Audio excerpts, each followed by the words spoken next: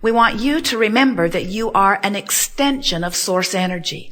And we want the most important thing in every moment of every day for you to be awareness and maintenance of that connection. Because when you are aware and deliberately maintaining that connection, which is what we're talking about, allowing that connection. When you are maintaining, tending to that connection, you're thriving. You're clear-minded, you're joyous, you're healthy, you're sure-footed, you're confident, you're eager, you're passionate, you're in love with life. You are who you are.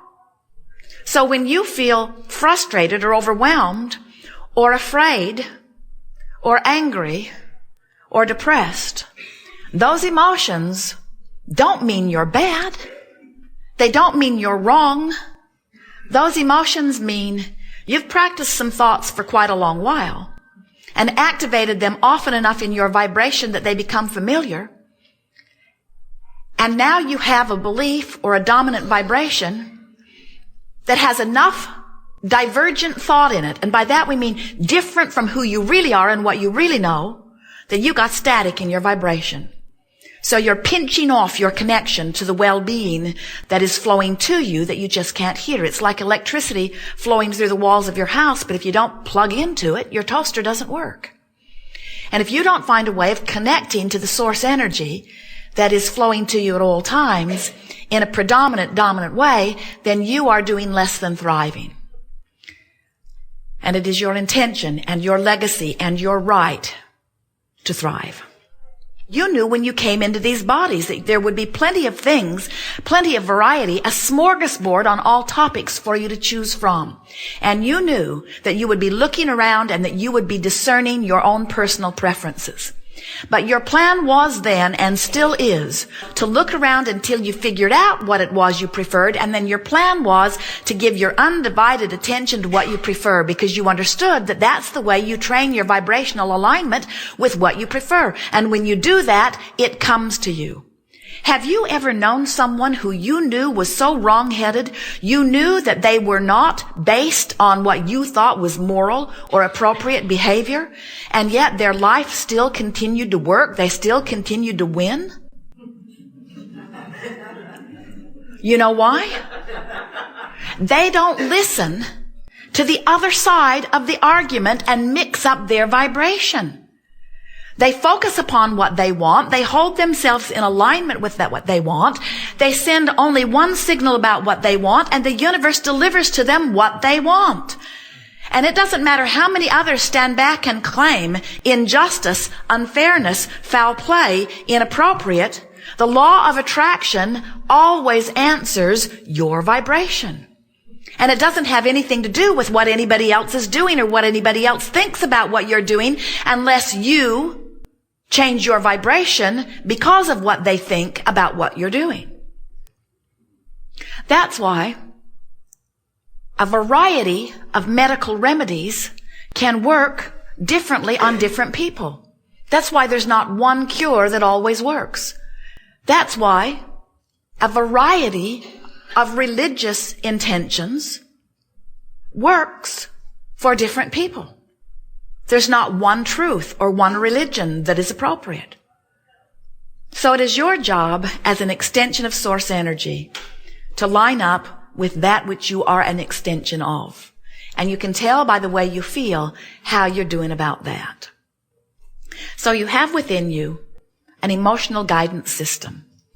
Emotions that range all the way from passion and joy and appreciation, all the way to despair, all the way to depression. We want you to feel with us for just a moment that no matter what name you give or label you give these emotions, there is passion and appreciation and love and joy and knowing. There is believing. There is hoping to believe. There is optimism and there is pessimism. There is frustration and overwhelmment. There is discouragement. There is fear and there is anger. There is anger and there is fear. It depends upon what you're angry about, where it falls on the equation. But fear is a very deep resistance emotion. And then there is that feeling of despair or depression. And we want you to notice that as you move up or down, this emotional scale, that on the end that feels wonderful is the knowledge of empowerment. That's where the perception of freedom is. And on the other end of the scale, where despair and fear and depression are, that's where there is a perception of absence or loss of freedom or empowerment. When you feel an emotion like fear, can't you feel that in that fear there is the perception of powerlessness? We really want you to notice that that's what emotions are about. You are empowered beings, but when you perceive that you have not power, then you begin to feel fear. And what happens to so many people is because they are not really aware of this emotional meter, and they are not aware that they can take an emotional journey in a matter of seconds or minutes and change their vibrational attitude and point of attraction, and therefore change what's manifesting in their experience. Because so many people have forgotten that, don't remember that, or have taught themselves something very different from that as they have attempted to please others in this physical body. What begins to happen is that large segments of your population, which just means a lot of individuals who become mass consciousness, come to believe that the way they control the way they feel, which is important to every one of them no matter what they say, the way they control the way they feel is by trying to change the circumstances that affect them when they focus upon them. When you look at something that makes you feel good, you say, yeah, I'd vote for that. But when you look at something that makes you feel awful, you say, we've got to do something about that. We've got to get rid of that. We have to change that. We have to take that out of our society or get that off of the face of this earth. And what we're wanting you to remember as we're rampaging through this glorious day together is that you will never find your freedom through attempting to control the behavior of others, because you can't do it. You can't even control your wife. You can't control your kids. You couldn't control your parents when you were kids trying to control your parents. Teachers can't control their students. Employers can't control their employees. Wonderful man in a restaurant the other night, Jerry and Esther's favorite restaurant in this area, said, I have employees and 75% of them I adore and 25% of them I would like to kill. And he wasn't kidding. You cannot effectively shift the way you feel if you believe the way you feel is contingent upon the changing of some circumstance or condition outside of you. That's why so many masters and teachers have tried to remind you about unconditional love. Unconditional love means love without changing conditions. Unconditional love means staying connected to Source regardless of the conditions. And in the continuing connection to Source, then the conditions must acquiesce to the changed vibration. We can feel that through your trial and error, through your willingness to experience life, through your wanting to feel good, and through your constant seeking, that you have come to know these things that we are talking about. And now it's just a matter of practicing them until you not only know it about this, but you know it about that, and about that, and about that, until you come to know it about everything, until you are able to look at your own body, even if it has something that you don't want in it, and you're able to relax and say, this too shall pass. It can go out the same door it came in. It came in vibrational alignment to something that I was thinking before I was even aware I was thinking it. And now I have changed the rhythm of my thought, and now I'm reaching for thoughts that consistently feel good to me on a myriad of subjects. All things unwanted must leave, and all things wanted must come. It is law. It is not possible for you to want something that does not come into your experience if you are in vibrational alignment with what you want. So why would you not be in vibrational alignment with what you want? Why would you not give your undivided attention to what you want? Because you've been trained to ferret out the problem, wrestle it to the ground, and kill it. But what you're coming to understand is, in the whole process of ferreting it out, identifying it, cataloging it, pigeonholing it, making monuments about it, talking about it, passing it on from generation to generation, you've activated in your vibration, so it must continue to be your experience. You cannot wrestle it to the ground and kill it, because there's another and another and another and another and another, because the universe will constantly give you whatever is in your vibration. No exceptions, you see. You've got to change your vibration. There is not a medical cure that can cure something that's off in your vibration. There's not a pill or a surgery that can keep you whole if you've got a vibration going on that's not allowing well-being. And so when you realize that everything that's happening globally is symptomatic of what's happening individually, but you do not worry yourself about what's happening globally. You tend to the only thing that you can tend to, and that's what's happening individually.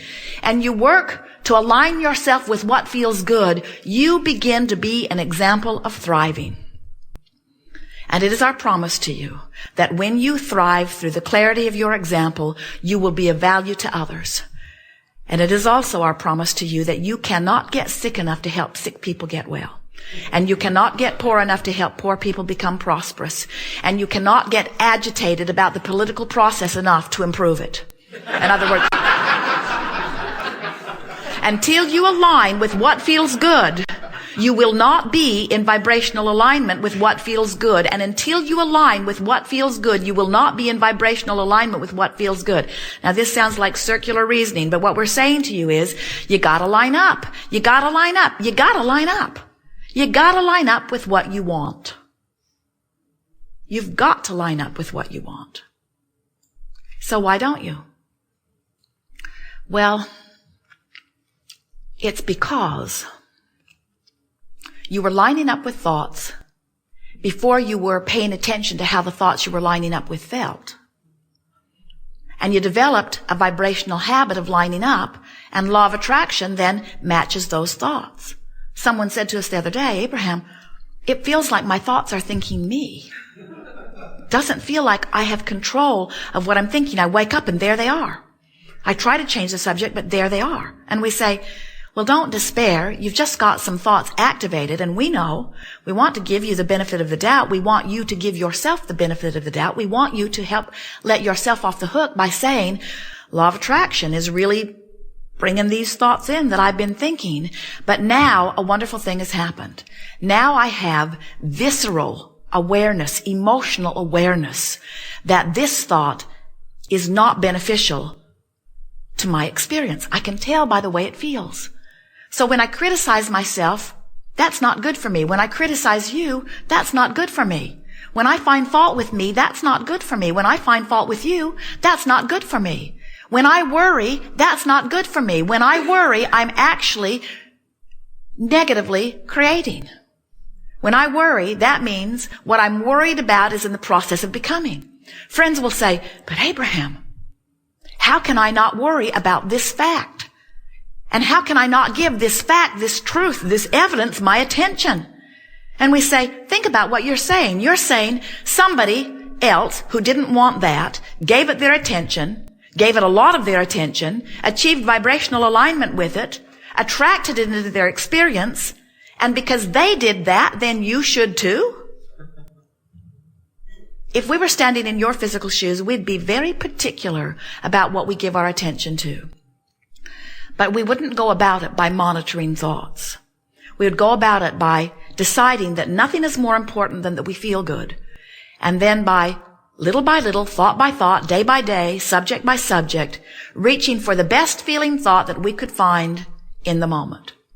Joseph Campbell, magnificent teacher, gave you the best words that have ever been spoken on this subject of lining up with source energy and creating your own reality in a way that would please you.